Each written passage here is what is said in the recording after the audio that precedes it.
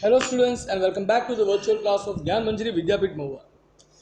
Students, in the last session we understood about the ancestors of us. That means हमारे जो पूर्वज थे उसके बारे में हम पढ़ाई कर रहे थे, जिसको हम क्या कहते हैं, अर्लीस्ट ह्यूमन, यानी कि सबसे जब शुरुआत हुई थी इंसानों की तब के जो इंसान है उसके बारे में हम स्टडी कर रहे थे। साथ में हमने ये भी देखा कि उस समय पे लिटरेरी सोर्सेज नहीं थे, तो आर्कियोलॉजिकल सोर्सेज उस समय के हैं, जैसे कि पत्थर के कुछ औजार, उस समय के इंसान के नरकंकाल, हड्डियाँ, राइट, उस समय के कुछ बर्तन है, शायद कुछ औजार है, तो उन सारी चीज़ों को हम यूज़ करके उनके बारे में स्टडी करते हैं। सो हमने उस समय के इंसानों को दो नाम दिए थे। पहला नाम था अर्लीस्ट ह्यूमन, यानी कि सबसे पहले वाले इंसान, और दूसरा हमने जो नाम दिया वो कौन सा था, वो था हंटर्स एंड गैदरर्स। तो वो नाम हमने क्यों दिया था, because at that time they used to just hunt and gather. अपना खाना, सिर्फ अपना खाना पाना, वही तब का सबसे बड़ा ऑब्जेक्टिव था, राइट।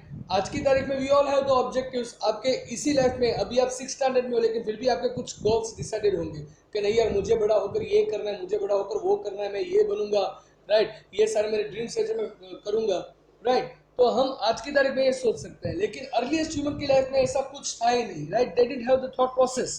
तो उस समय में the main objective was to survive, जिंदा रहना, वो वहां का तब से मेन ऑब्जेक्टिव था, राइट। तो जिंदा रहने के लिए क्या चाहिए, खाना चाहिए। तो खाने के लिए hunting and gathering was the only option for them, कि खाना इकट्ठा करो और शिकार करके खाना अपने लिए अवेलेबल करो, right. So that was the situation at that time and that we learn in the last session.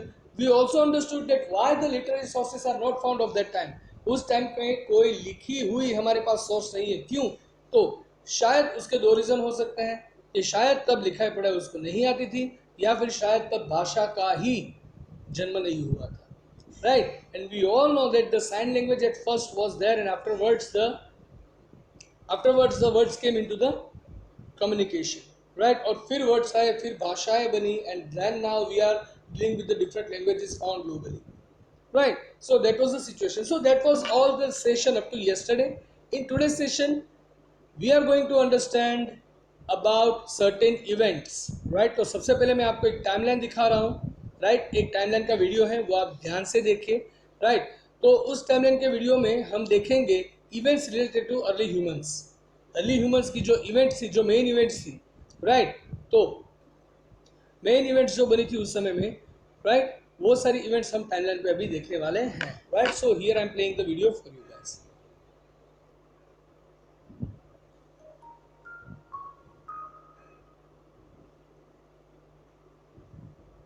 Let us situate some events on a timeline.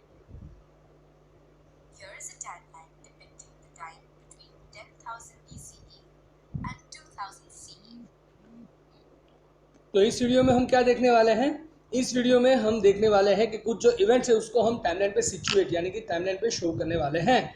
तो टाइमलाइन कहाँ से कहाँ तक की दी गई है, 10,000 BCE से लेकर 2000 CE तक।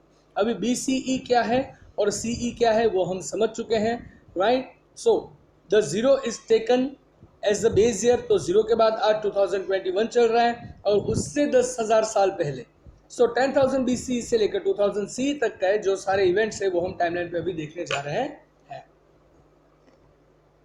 If we consider the present time, it would fall somewhere to the right of the year 2000. For example, if it is 2019 CE, we would mark it to the right of 2000 CE. Agriculture began around 8,000 years ago. This means if we go back 8,000 years from 2000 CE, we will reach 6,000 BCE. So students, एक बात हमने कल देखी थी कि agriculture system जो था वो आज से तकरीबन 8,000 साल पहले फाइंड आउट हुआ था, राइट। एग्रीकल्चर जो हमारा टेक्निक है वो 8,000 साल पहले इन्वेंट हुआ था। सो अगर हम 2000 CE से लेकर बेसिक कैलकुलेशन करें तो रिवर्स में जाए तो 2000 CE से लेकर जीरो तक 2000 साल, उसके बाद 2000 यानी कि 4000, उसके बाद 2000 यानी कि 4000, और राइट, और 4000 के बाद अगेन 2000, दैट मीन्स द 6000। तो 6000 BCE के आसपास तकरीबन शायद 6000 BCE के आसपास तकरीबन शायद एग्रीकल्चर का बिगिनिंग हुआ था। Agriculture began around 6000 BCE. Early humans lived as hunter-gatherers before they began growing crops. Many also continued to live as hunter-gatherers even after discovery of agriculture.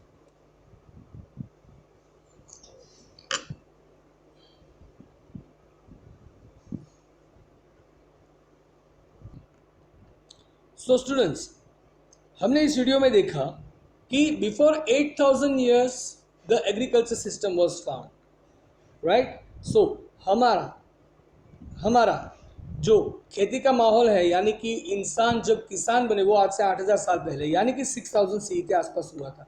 तो उससे पहले क्या था? सो 10000 सीई से लेकर 6000 सीई तक, यानी कि 4000 साल तक we were just the hunter and the gatherers. हम क्या थे? हम थे हंटर्स और गैदरर्स, शिकार करते थे और खुराक इकट्ठा करते थे, राइट। तो इस वीडियो में हमने देखा कि जीरो को बेस ईयर रखा है, राइट साइड पे आएगा 2000 ईयर्स, राइट। अगर हम 2021 मार्क करना है तो कहाँ से आएगा? 2000 के राइट साइड में, राइट। और अगर पहले का टाइम हमें मार्क करना है तो 2000 तो जीरो के लेफ्ट साइड में। This is how it will go. और ये ब्रिज कोर्स में हम सीख ही चुके हैं कि टाइमलाइन को कैसे बनाया जाता है, राइट। तो सबसे पहले हमने वो देखा, उसके बाद हमने देखा दैट द एग्रीकल्चर सिस्टम वो started before 8000 years, that means 6000 CE में शायद एग्रीकल्चर शुरू हुआ था। और उससे पहले हम हंटर्स और गैदरर्स थे, that means starting from 10000 BCE to 6000 BCE, तब तक हम हंटर्स और गैदरर्स थे, राइट। तो इसके ऊपर से there are two questions I would like to ask you, that where would the present time fall on a timeline, to the left और राइट ऑफ 2000 CE? आज का जो समय है 2021, राइट, वो कहाँ पे फॉल करेगा टाइमलाइन में? 2000 के लेफ्ट साइड में या राइट साइड में?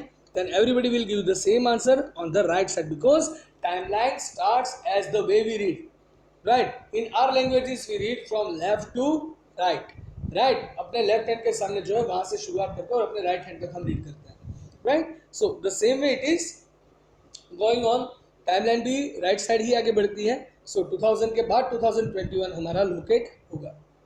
Second, what would we use to denote the year 2020, BCE और CE?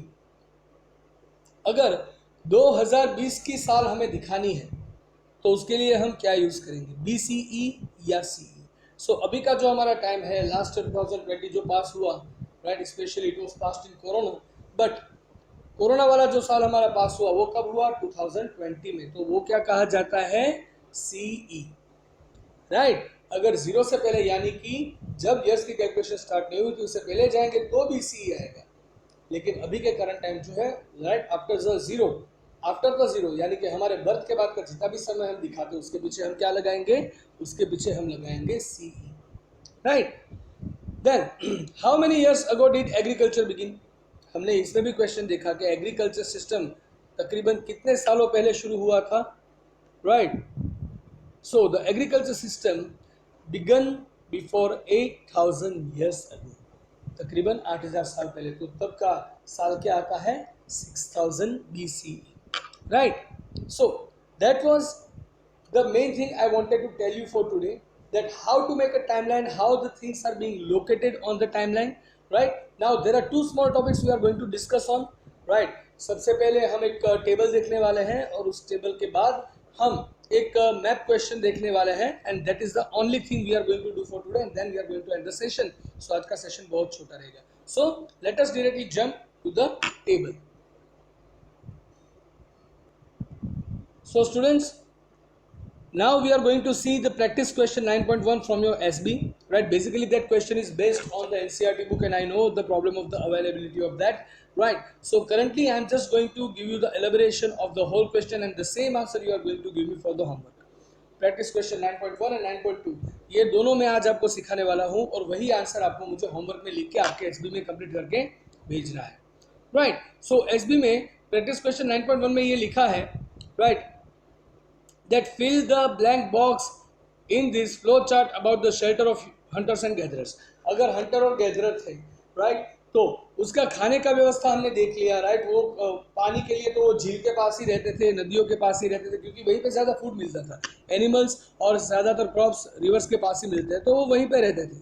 लेकिन उसके लिए शेल्टर, उसकी छत क्या थी, ये हमें देखना है, right. So the shelter of hunter and gatherers, right. तो उसके नीचे एक मेन पॉइंट आता है considerations for choosing a place to stay. कोई एक प्लेस रहने के लिए जो चूज करे तो उसके लिए वो क्या चीज़ ख्याल में रखेंगे. कंसिडर मीन्स ख्याल करना. तो कौन सी चीज़ों का वो ख्याल रखेंगे. तो पहला आता है places with good quality stone to make stone tools. सबसे पहले वो क्या देखेंगे, ऐसे प्लेसेस के जहाँ पे आसपास में अच्छे क्वालिटी के पत्थर उसको मिले जिसकी मदद से वो अच्छे से स्टोन टूल्स बना पाए. राइट. पत्थरों के कुछ साधन बना पाए जिसको वो यूज़ करके अपने सारे काम इजी कर सके. Right. And the second consideration was places near sources of water such as rivers and lakes. Right. Hunter and gather उसका मेन ऑब्जेक्टिव क्या था, मैंने आपको बोला था, that was the food. Right. तो वो कौन सा प्लेस फाइंड आउट करेंगे, ऐसा प्लेस के जो पानी के सोर्स के नज़दीक हो. राइट. जैसे कि रिवर्स और लेक्स के किनारे वो रहना ज़्यादा पसंद करते थे. क्यों? क्योंकि वहाँ पे उसको अपना खाना भी इजीली मिल जाता था. Right. So this is practice question number 9.1 that you are supposed to finish. Now let us jump towards the practice question number 9.2. So students, now we are going to look at the map practice and that is practice question number 9.2. Right. It is found on SB 13 of your own SB. Right. So 9.2 में on a map of India, mark and label any two sites where evidence of hunter and gatherers has been found. कल के session में भी हमने इसके बारे में बात की थी कि इंडिया के अंदर हंटर और गैदरर्स जो थे, राइट, उसके सोर्सेस, उसके एविडेंस कहाँ से मिले थे. राइट. तो आज हमें वो चीज़ें मैप में दिखानी है. So the two sites where evidence of hunter and gatherers have been found are Bhimbetka and Kurnool caves. Bhimbetka और कुरनूल की गुफाएं, ये दोनों जगह है जहाँ पे हमें सबसे ज़्यादा एविडेंसेस मिले हैं हंटर और गैदरर्स के. अगर उसको मैप में दिखाना है, right, so the Bhimbetka you can see over here in the center, right, in the part of the Madhya Pradesh, and in the southern above the Tamil Nadu there is the Kunnu caves. Right. So आपको क्या करना है, this is the practice question number 9.2, right, which is shown into the SB. So SB के अंदर 9.1 और 9.2 है, उस दोनों का solution मैंने आपको यहाँ पे दिया है. The same solution you are supposed to write and send me as the homework.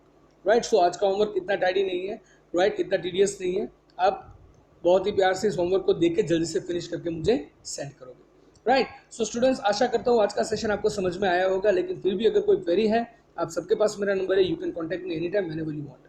Right. So that's it for today's session guys. I will see you in the next session with a new topic. Till then it's time to say good bye. So good bye, take care, have a nice time, stay home, stay safe, and yes, don't forget to share your homework. Thank you.